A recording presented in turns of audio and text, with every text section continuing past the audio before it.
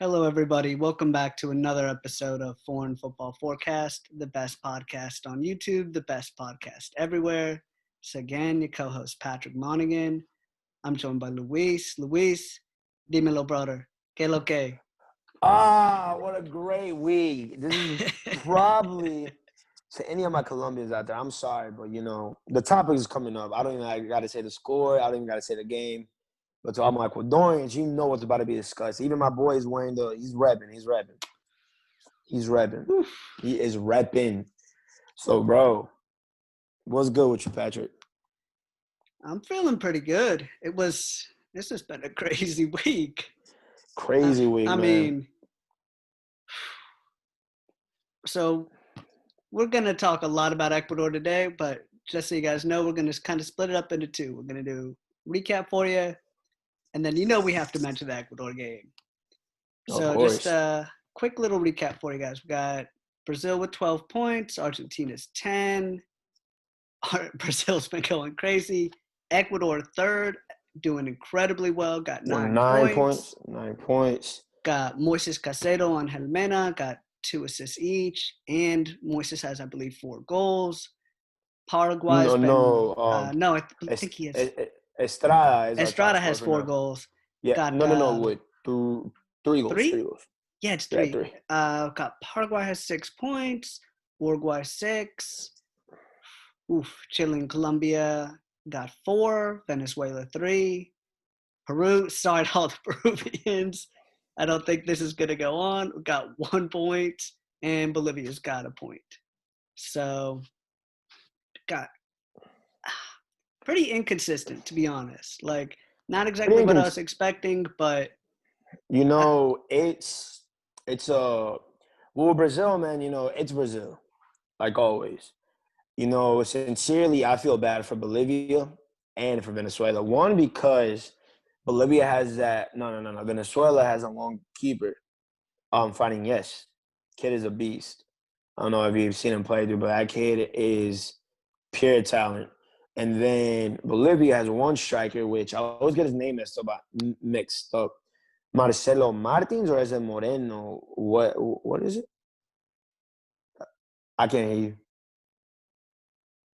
It's I want to say it's Marcelo Moreno. Yeah, Marcelo Moreno. Yeah, he was doing quite well for them. Yeah, man. It really sucks though, but today's episode is gonna be basically on week 4 of the qualifiers. So that's what we're really gonna talk about. But first, let's start off with that one Venezuela versus Chile game. Let me ask you a question. I've seen a Chile squad that's become extremely reliant on, at this point, on Vidal. Vidal, correct me if I'm wrong, 4 goals, and he has, I want to say like 60% of their goals or it's something like that. It's something like that because, okay, so since we say Vidal, did you see that goal he scored against Peru? Yeah, I saw the goal against Peru. I don't know, dude, if that I don't know, because a lot of people are saying that the Gonzalo Plata goal against Colombia is better than that one. But sincerely, dude, what Vidal scored was just outrageous. I don't like him personally. One of the 3 players in South America that I can't stand. That goal was nice. But yes, Chile has lost rhythm. And, I knock on wood because, my country is in Conmebol. But Chile has lost rhythm. They're not the same how they used to be. Alexis Sanchez isn't the same player anymore. I don't know if Gary Medel got called up.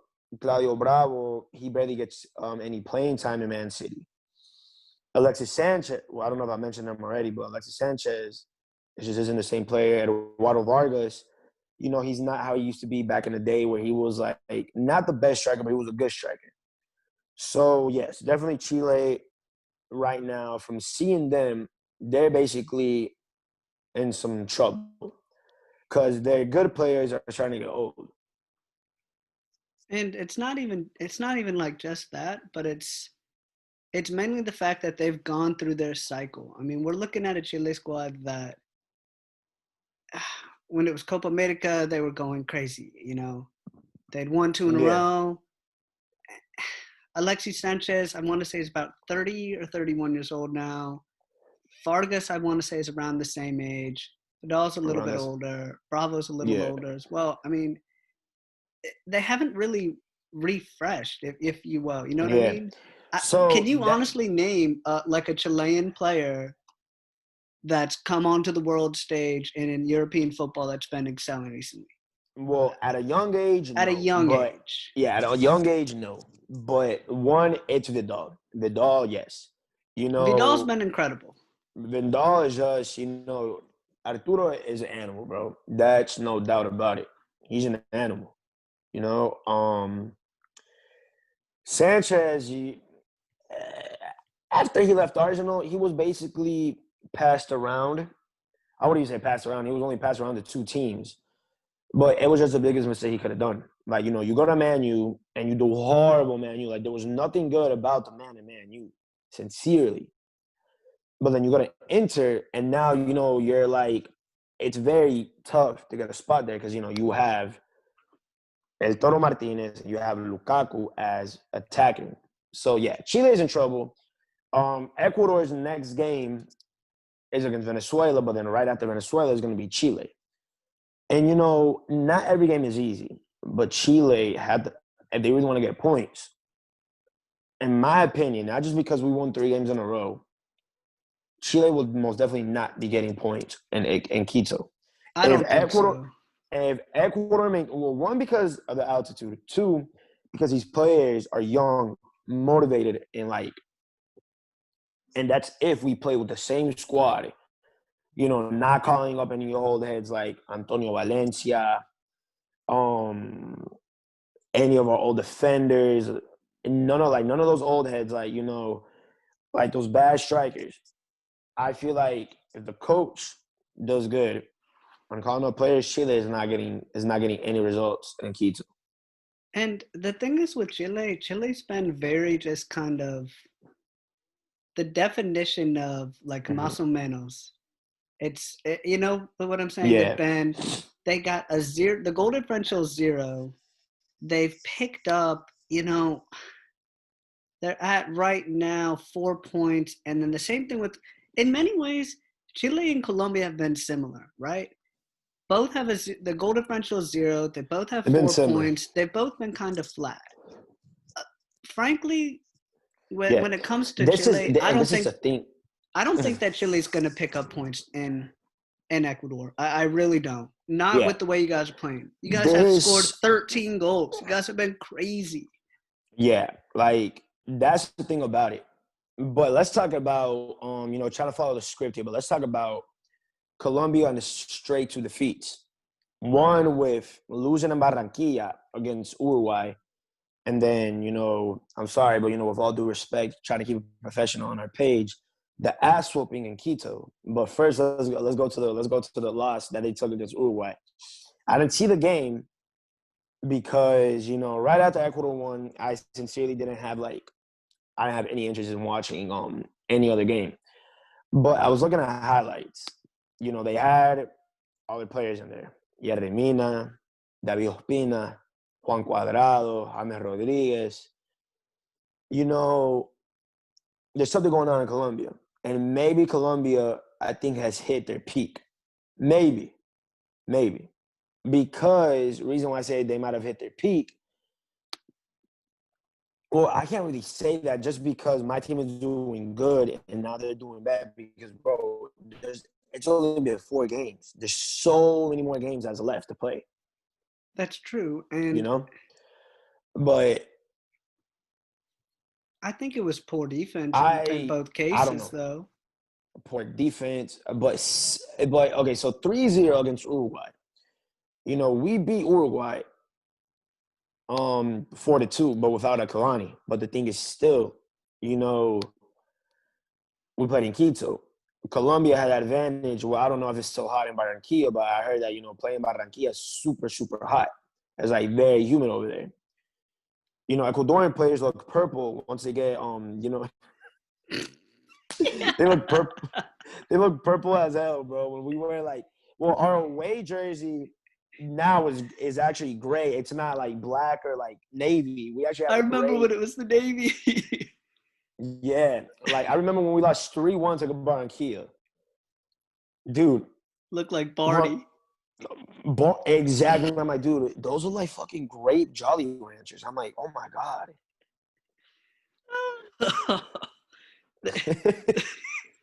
Honestly, though, and it's like, okay, you think about it, you played in Barranquilla, so it's hot as hell. Then you're going up to Bogota. You're trying to play in Bogota. You're going up, and it's like 30 degrees, and it's November. It's high as fuck. So it's like, okay, what are you gonna do when you're Colombia? First of all, you should have the advantage. Number one. Number two, Yeah. I don't know what formation that.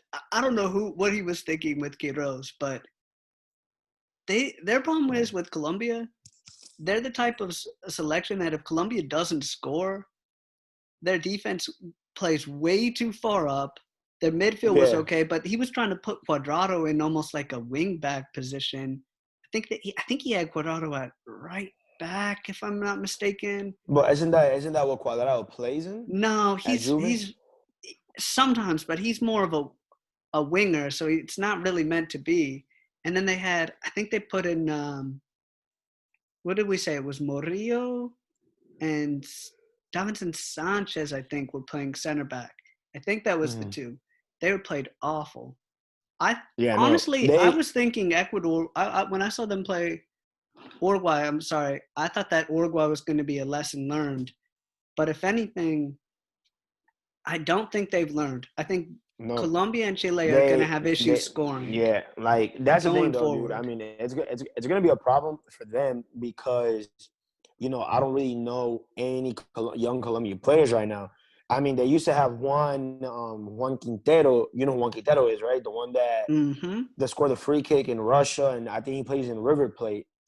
They're not calling him up. Falcao just isn't the same player anymore. I don't know if he's getting any results in Turkey and Galatasaray. But not even results. I don't know if he's doing anything with I don't know how his stats are, with goals, minutes played, assists. But it's been okay. It's been okay, yeah. But the thing is, it's not like compared. So that's the thing.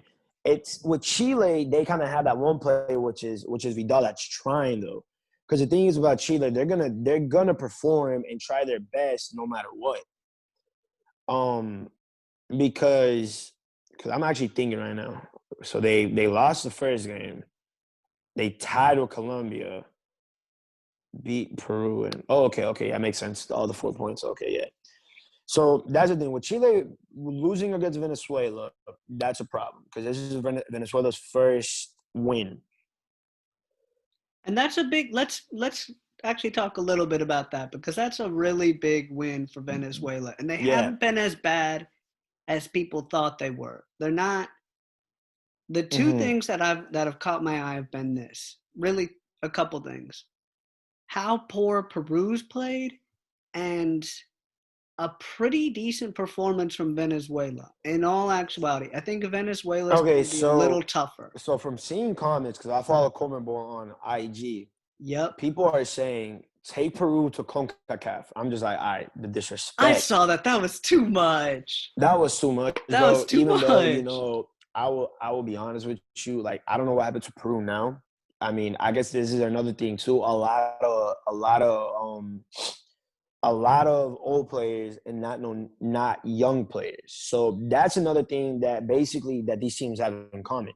A lot of expectation on good players that can still play good right now, but won't play good in maybe 3 to 4 years from now anymore. You know what I'm saying? Like, if Chile were to qualify, they can still depend on their Vidal, their Vargas, their Sanchez.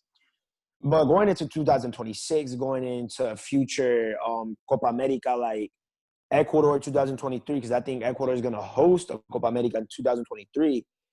I don't think they're gonna like even perform at this point anymore. Like, they have a Copa America this summer, which has been very weird because I think there's like 6 teams in one group for this next Copa America. But Brazil, definitely. Vinicius Junior, Rodrigo, Neymar still. You have Casemiro. I mean, it's Brazil, though. But Brazil's Argentina got is 3 clean sheets, and Argentina's got 2 clean sheets. Argentina yeah.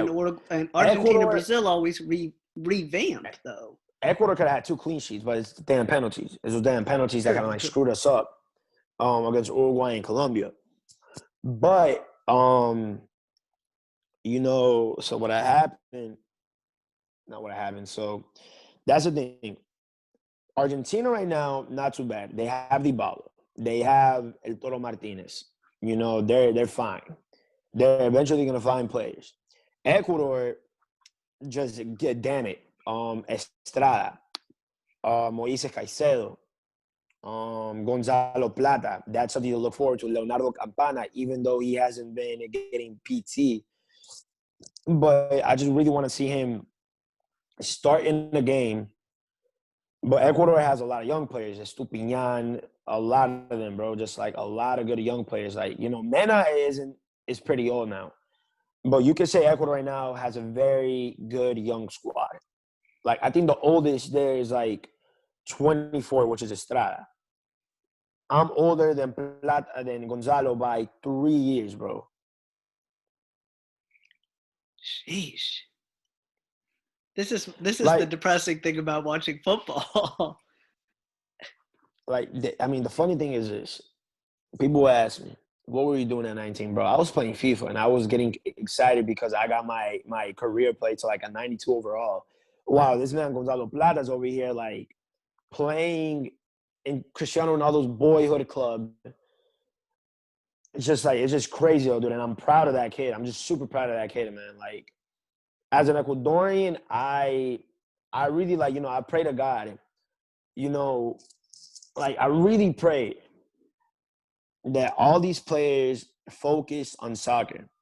You know, none of that dumb shit where, you know, getting drunk after, like, you know, getting eliminated from the Copa America or a World Cup, not you know, hiring hookers to hit up your hotel room, because that's been a problem that we've been having. None. Like, I remember for the World Cup qualifiers that we had problems with like Arboleda. Joao Plata, I think, is related to Gonzalo, but Joao Plata used to play in the Salt Lake City Sounders. I forget. It's not the Sounders, but Real Salt Lake. Real Salt Lake. That's it. Oh yeah, Real Salt Lake, yeah. Real Salt Lake. So Okay. so it was Enter, Arboleda, him, and another player. They actually snuck out. It was our last 2 games in qualifiers, which was Chile and Argentina. And you know, we had to beat both teams to actually qualify, but you know, it was done for Ecuador. You know, after performing so poor, after starting off super strong, um, you know, they snuck out of training just to go drink. So I really can't think about it. You know, with these young players, I really pray that their health and everything stay on top, that they play and get minutes at their, you know, from their clubs, and you know, they just focus on soccer. You know. They're gonna need to too. I mean, I understand the feeling of like, okay, want to celebrate or something like that, but I think the game's actually become more disciplined from the time that when we were growing up to now. I think players have actually become more disciplined than it used to be. I mean, they need more discipline though, dude. I Like I feel said, you like know, this coach that we have now, you know, he's you know, he's not something to mess with, man. You know, like, he's trained Boca Juniors. That's basically what we needed. That's what we needed from all along. A Boca Juniors, like River, Boca Juniors, like one of those kind of coaches, because they know what they're doing. I agree. Now we're gonna go and just take one quick break, and then let's get deep into the Ecuador game and That'll a probably be little our. bit. That'll probably be our final one, because. And welcome back. It's time. I've got the jersey. I've got the Ecuadorians with me. Let's talk about this Ecuador. This Talk about it. unbelievable 13 goals scored Ecuador. This unbelievable team. Not the Unbelievable, man. fanboy. I'm excited. I'm excited because, dude, it's only Well, basically, in the last two games, there's only been two old heads. I'd say, with all due respect to my Ecuadorian players, like our goalie and Angel Mena. But, Angel Mena probably still has a good maybe 4 years left in him to perform. And Ender Valencia, but Ender Valencia actually came out positive with other two Ecuadorian players. So, but he's still one of those. But I feel like we should keep those three experienced, aged players around because, just to keep them around. But talking about Ecuador, man, Estrada, our defense, Arriaga, Arboleda, Estupiñán, Plata, Moises Caicedo. It's great. Like, it's super great. Like, we have some options on the bench as well, like John T. Fuentes, the kid that scored the best goal of the U20 World Cup. I mean, but he's not. I mean, he plays in LAFC right now, dude. But just a squad with experience. How much of this? Sorry to interrupt, but how much of it is coming from the U20? Is that the period that put you guys in where you're at right now? I mean, bro, I think let me actually look at the U20 Ecuador 2019. Hold on, give me a second because I actually need to look at this. I'm just looking at it too, and I like the way that the formation was because one thing I noticed about Ecuador, they had a really, really good job of possession. Really, really good with like link-up play. It was like end of the game, they had maybe 55 or 60%, but they were really good with those just short little through ball passes and patience. And then it seemed to me, number one, it seemed like they were almost always in the final third, pretty disciplined. I mean, yeah, I know they had the penalty, which, okay, whatever. But other than that, it was really strong play. I think they had 5, 6, 7, something like that corners, playing really well with the link-up play too. I was really impressed with the way they were playing. So from what I'm looking right here, Patrick, I only see like two players that's come from there. But let me actually look at Ecuador national team right now. That's the only thing that I'm wondering about is because I was looking at it and I didn't recognize too many players from that, but I'm thinking. All right, so basically players that are young. Pervis Estupiñán with 22 years. Gonzalo Plata, 20 years old now. Michael Estrada, 24 years old. Arboleda, 29. That actually sucks to see. Moises Caicedo, 19. Arriaga, 26. Campana, 20. Who's a no one's been? Pedro Perlaza, he did play. 29. And what's going on too with the fact that it was defenders was scoring? Is this a product of the formation, or is this a product? What do you think this is the product of? It's just at this point, man. Like I guess against Colombia, due with the way that they played, everybody was just getting their turn. Like I mean, with all respect, but I have dark humor and I'm a humorous person, but Colombia was basically that one girl that does anything with a guy. Everybody got a turn on them, bro. Every player. Like, it was just surprising. It doesn't even fucking surprise me. I mean, it doesn't even, like, it wouldn't even surprise me if our goalie would have fucking, would have stepped up and, fucking scored on them. Like around the 88th minute, if we would have been, 5-1, and maybe if the goalie decided to be a dickhead and go up a little bit to the attacking box and just bang the ball. Rene Guita type of vibe. Basically, bro, or Claudio Bravo, or Bravo when he used to play in Real Sociedad. You remember the free kick? Yeah, I do. Bro, man, they were going crazy though. That's the one thing I'm just looking at that and I'm like, damn, dude, it was just everybody got a turn on him. But I actually want to look at our lineup. But the thing is this: so now with upcoming games against Venezuela, we have Plata out, but we play in 3.5 or 4 months. I'm about to go back real quick to Safari, but I just want to kind of show my face so people don't forget how I look.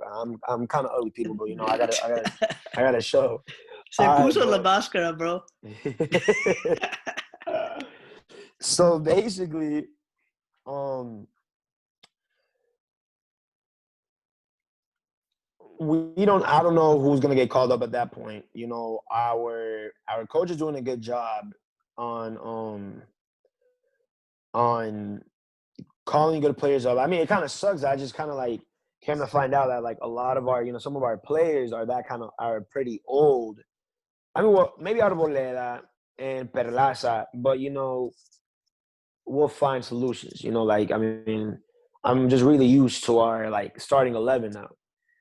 But against Venezuela, I won't be able to say it's an easy game. Just because we won these 3 games doesn't mean anything. Look at the old Ecuador from 2015 rolling into 2016.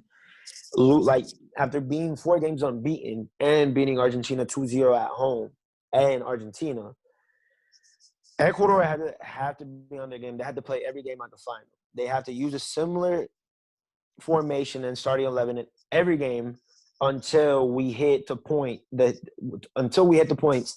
have us already locked into Qatar. Even when we're locked in, I really feel like, dude, that's gonna help us out in the ranking. So instead of us just saying, all right, you know what, fuck it, let's just use whatever kind of squad. Once we hit 20, 21 points or whatever, Ecuador just got to keep going. But against these 2 upcoming games, Venezuela, I'm actually scared because after they beat Chile. But Chile and Quito, I definitely see this game as another upcoming ass whooping. If Chile maintain the same and Ecuador maintain the same and Chile's playing in our home, Ecuador's whooping their ass. I can see that game. Mark my words, 4-0 or 5-0. This will be a game where Chile will not get any luck attacking against us at all. I agree. Not agree with 4-0, but what I think is going to happen is this. And let us know in the comments below, but I'm going to call it this. I'm going to say it's going to be picking up 6 points.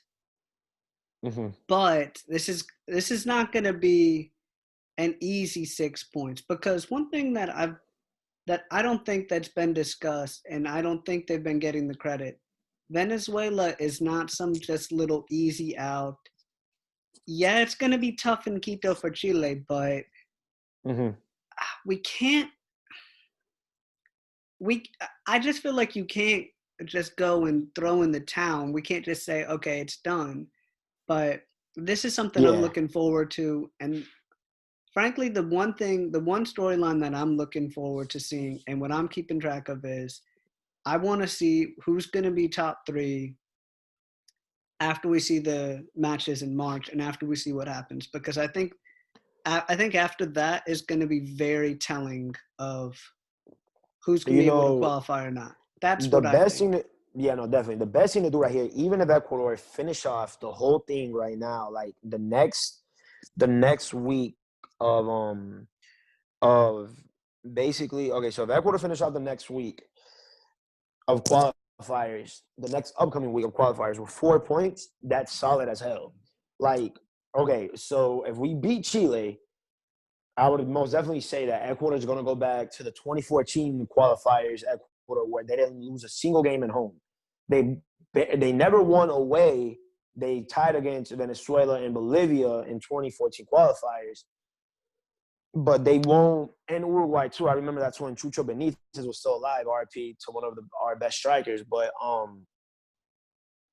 I would say that if Ecuador get at least 4 points with tying in Venezuela and beating Chile, Ecuador will most definitely at that point, it'd be best to get 6 because, like I said, that just really calms everything down to that point. But if they get 4, that's fine. That is most definitely fine. Our next 2 games after that, after the Copa America, will be Ecuador in Brazil, and that's if Ecuador, okay, I'm just gonna say this shit out. Like I said, it's not even good to like jinx, but I'm praying to God. If Ecuador would have tied against Brazil in Brazil, mark my damn words that Ecuador is qualifying for that damn World Cup at that point. And Really? anywhere else, if Ecuador Okay. tied, if Ecuador tied, and Brazil, I really feel like that they should have a problem playing away against any other team in South America at that point. We already lost Argentina by penalty in Argentina. Fair point. Fair point. You know, and we play against Colombia and Colombia, our objective is to go win in Colombia because last qualifiers they beat us both Quito and Barranquilla. Against Uruguay, I don't know about Uruguay because that one will actually be a very tough game. We're gonna But see. We're gonna have to see. I'm interested, and I think, so like I Patrick, said, I think it's gonna be Ecuador. quick question. You name me the top 5 teams are going to finish up at the end of the qualifiers. Well, number 5, I mean, number 5 has to play playoffs. But you name me your top 5 teams in order from 1 till 5 that are going to finish with qualifiers. You tell me. All right. This is gonna be the way to conclude. So number 1, I'm going with Brazil. Number 2, I'm going with Argentina. Number 3, I'm going with Uruguay. Number 4, Ecuador. Number 5, Paraguay. yeah, you do. I was gonna say it. Paraguay. Yeah. Okay. In my opinion, I don't blame you for saying that. I see it like this. Number 1, Brazil. Number 2, number 2 will be Ecuador. Number 3 will be Argentina. Number 4 will be Paraguay. And number 5 will be Uruguay. While Colombia and Chile almost got it. And I just don't know what the hell is going on. I don't know what in the hell is going on with Peru, man. Like, I mean, I don't know. Like, I mean, they have their same coach. They played the final of the Copa America last year with Brazil. And they've done well against Brazil too, by the way. Like they've not been. I just don't know. I mean, I don't know. Yeah, I mean, it's just weird to me. Like, I don't know what in the hell is going on. This is something that we're keeping an eye on. Got more South American football coming up. Always a pleasure to be able to talk. Yes. Hey, for anybody out there, before ending off the show, I don't know if it's just me. When your country's doing good in the Euro qualifiers, Conmebol qualifiers, I love international break. Like, God damn it, I love international break. Dude, I love international break, dude. Like, right now, dude, with the way Ecuador has been performing, I'm a big Madrid fan, but, dude, Madrid could, like, be in relegation, but with, like, Ecuador, like, playing so well, dude, if it's an example. If Madrid were to be in relegation, but Ecuador playing the way they are right now, dude, I don't even think I would even care, bro, because it's just, like, international hits different, though. It's just, like, the way I feel now with the U.S., like, just be actually like, okay, damn, I can finally be happy to be a U.S. soccer fan. I'm like, okay. Yeah. You guys are doing great, man. I hope, as everybody knows, hoping that they're going to be doing great. Let's see if Ecuador can get to number 1. Going to be tough, but I'm looking forward to seeing more. I am too, and I really appreciate Patrick for having me. Well, I mean, I'm a member now, but you know, this is the CEO of the podcast right here, the OG founder. Ya tú sabes la onda, bro. Quitamos. Activo. But I hope everyone has a good night. We'll see y'all soon. Thank you, and don't forget to subscribe. Got more heat coming in. Thank you, guys. Have a great one.